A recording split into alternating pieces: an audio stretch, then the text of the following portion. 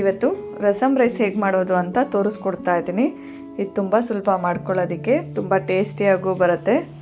ಖಂಡಿತ ಒಂದು ಸತಿ ಟ್ರೈ ಮಾಡಿ ನೋಡಿ, ನೀವೇ ಇಷ್ಟಪಟ್ಟು ಮಾಡ್ಕೊಂಡು ತಿಂತೀರಾ.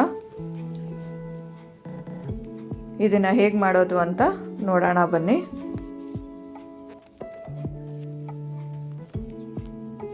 ನಾನಿಲ್ಲಿ ಕುಕ್ಕರ್ನ ಇಟ್ಕೊಂಡಿದ್ದೀನಿ. ಇದಕ್ಕೇ ತೊಗರಿಬೇಳೆನ ಸೇರಿಸ್ಕೊಳ್ಳೋಣ. ನಾನಿಲ್ಲಿ ತೊಗರಿಬೇಳೆನ ತೊಳ್ಕೊಂಡು ಸೇರಿಸ್ಕೊತಾ ಇದ್ದೀನಿ. ಇದೇನು ಅಳತೆ ಏನೂ ಇಲ್ಲ, ನಿಮ್ಗೆ ಎಷ್ಟು ಬೇಕೋ ಅಷ್ಟು ನೋಡಿಕೊಂಡು ಸೇರಿಸ್ಕೊಳ್ಳಿ. ಇದಕ್ಕೇ ಅಕ್ಕಿನ ಸೇರಿಸ್ಕೊತಾ ಇದ್ದೀನಿ. ಈಗ ನಾವು ಬಿಸಿಬೇಳೆ ಭಾತ್ಗೆ ಯಾವ ಥರ ಅಳತೆ ತೊಗೊತೀವೋ ಅದೇ ಥರ ತೊಗೊಂಡ್ರೂ ಆಗತ್ತೆ. ಈಗ 1 ಗ್ಲಾಸ್ ಅಕ್ಕಿಗೆ ಅರ್ಧ ಗ್ಲಾಸಷ್ಟು ತೊಗರಿಬೇಳೆ ತೊಗೋಬೋದು, ಆ ಎಳ್ಳೆ ತೊಗೊಳ್ಳಿ. ಇದಕ್ಕೇ ಒಂದು ಸ್ವಲ್ಪ ಅರಿಶಿನ ಹಾಕಿ ರುಚಿಗೆ ತಕ್ಕಷ್ಟು ಉಪ್ಪನ್ನ ಸೇರಿಸ್ಕೊತಾ ಇದ್ದೀನಿ. ಈಗ ಮುಚ್ಚಳ ಮುಚ್ಚಿ ಒಂದು 3 ವಿಸಿಲ್ ತೊಗೊಳ್ಳೋಣ. ಇದು ತುಂಬ ಸಾಫ್ಟ್ ಆಗಬೇಕು. ಈಗ ಬಾಣಲಿಗೆ ಟೊಮೊಟೊನ ಸೇರಿಸ್ಕೊತಾ ಇದ್ದೀನಿ. ಈ ಥರ ಚಿಕ್ಕ ಚಿಕ್ಕದು 2 ಟೊಮೊಟೊನ ಸಣ್ಣದಾಗಿ ಕಟ್ ಮಾಡಿ ಸೇರಿಸ್ಕೊತಾ ಇದ್ದೀನಿ. ಹಾಗೆ 1 ಟೇಬಲ್ ಸ್ಪೂನ್ ಆಗೋಷ್ಟು ಅಚ್ಕಾರದ ಪುಡಿನ ಸೇರಿಸ್ಕೊತಾ ಇದ್ದೀನಿ. ಒಂದು ಸ್ವಲ್ಪ ಅರಿಶಿನ ಹಾಕ್ಕೊತಾ ಇದ್ದೀನಿ. ಇದಕ್ಕೇ 1 ಟೇಬಲ್ ಸ್ಪೂನ್ ಆಗೋಷ್ಟು ಧನಿಯಾ ಪುಡಿನ ಸೇರಿಸ್ಕೊತಾ ಇದ್ದೀನಿ. ಹಾಗೆ ಹಿಂಗನ್ನು ಹಾಕ್ಕೊತಾ ಇದ್ದೀನಿ ಒಂದು ಸ್ವಲ್ಪ. ಈಗ ರುಚಿಗೆ ತಕ್ಕಷ್ಟು ಉಪ್ಪನ್ನು ಸೇರಿಸ್ಕೊತಾ ಇದ್ದೀನಿ. ಇದಕ್ಕೆ ಈಗ ನಾನು ಹುಣಸೆ ಹುಳಿನ ಹಾಕ್ಕೊತಾ ಇದ್ದೀನಿ. ಈಗೆಲ್ಲ ಒಂದ್ಸತಿ ಮಿಕ್ಸ್ ಮಾಡ್ಕೊಳ್ಳೋಣ. ಈಗ ಇದನ್ನೆಲ್ಲ ಚೆನ್ನಾಗಿ ಕುದಿಸ್ಕೋಬೇಕಾಗತ್ತೆ. ಟೊಮೊಟೊ ಎಲ್ಲ ಸಾಫ್ಟಾಗಿ ಬೇಯಬೇಕು, ಅಲ್ಲಿ ಗಂಟನೂ ಚೆನ್ನಾಗಿ ಕುದಿಸ್ಕೊಳ್ಳೋಣ. ನೋಡಿ, ಚೆನ್ನಾಗಿ ಕುದೀತಾ ಇದೆ, ಟೊಮೊಟೊ ಎಲ್ಲ ಸಾಫ್ಟಾಗಿದೆ.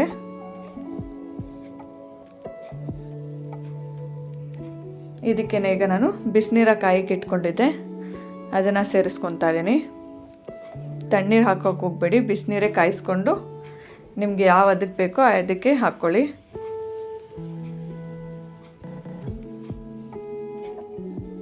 ನೋಡಿ, ಈಗ ನೀರೆಲ್ಲ ಚೆನ್ನಾಗಿ ಕುದಿಯಕ್ಕೆ ಬಿಡೋಣ. ಇದಕ್ಕೇ ಪೆಪ್ಪರ್ ಪೌಡ್ರನ್ನ ಹಾಕ್ಕೊತಾ ಇದ್ದೀನಿ, 1 ಟೇಬಲ್ ಸ್ಪೂನ್ ಆಗುವಷ್ಟು. ಈಗೆಲ್ಲ ಒಂದ್ಸತಿ ಮಿಕ್ಸ್ ಮಾಡ್ಕೊಳ್ಳೋಣ. ಈಗ ಇದನ್ನೆಲ್ಲ ಚೆನ್ನಾಗಿ ಕುದಿಸ್ಕೋಬೇಕಾಗತ್ತೆ. ನೋಡಿ, ಈಗ ನೀರೆಲ್ಲ ಚೆನ್ನಾಗಿ ಕುದೀತಾ ಇದೆ. ಈಗೆಲ್ಲ ಒಂದ್ಸತಿ ಮಿಕ್ಸ್ ಮಾಡ್ಕೊಳ್ಳೋಣ. ಈಗ ನೋಡಿ, ಅನ್ನ ಮಾಡಿಟ್ಕೊಂಡಿದ್ವಲ್ಲ ಅದನ್ನು ಸೇರಿಸ್ಕೊತಾ ಇದ್ದೀನಿ. ಈ ಥರ ಸ್ಮ್ಯಾಶ್ ಮಾಡಿಕೊಂಡು ಸೇರಿಸ್ಕೊಳ್ಳಿ. ಸಾಫ್ಟಾಗಿರಬೇಕು, ಆವಾಗಲೇ ರಸಮ್ ರೈಸ್ ಚೆನ್ನಾಗಿ ಬರೋದು.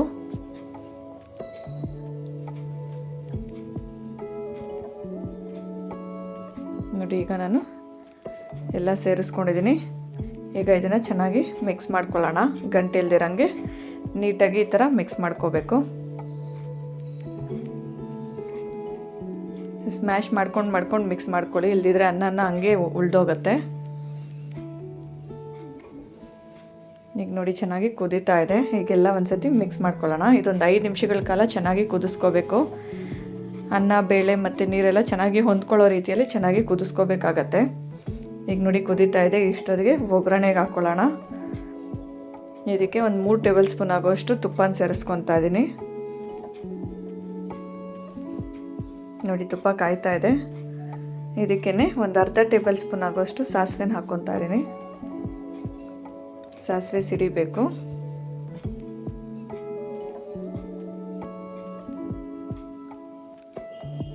ನೋಡಿ, ಸಾಸಿವೆ ಎಲ್ಲ ಸಿಡಿತಾ ಇದೆ.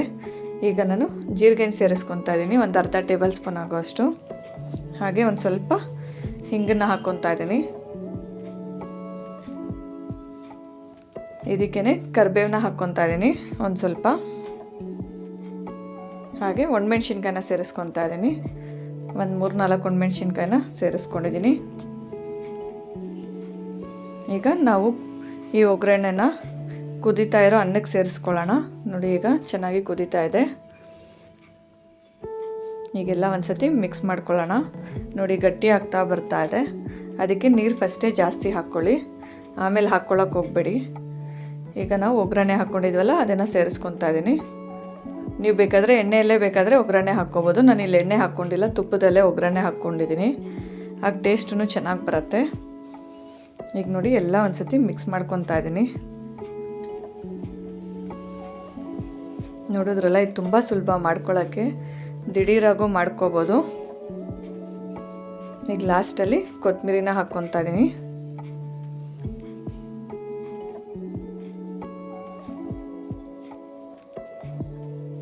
ನೋಡಿ, ತುಂಬ ಸುಲಭ ಮಾಡ್ಕೊಳ್ಳೋದಕ್ಕೆ ಖಂಡಿತ ಒಂದು ಸತಿ ಟ್ರೈ ಮಾಡಿ ನೋಡಿ. ಈ ಥರ ಸಿಂಪಲ್ ರೆಸಿಪಿಗಾಗಿ ನನ್ನ ಚಾನಲ್ನ ಸಬ್ಸ್ಕ್ರೈಬ್ ಮಾಡ್ಕೊಂಡು ಹೀಗೆ ಸಪೋರ್ಟ್ ಮಾಡ್ತಾಯಿರಿ.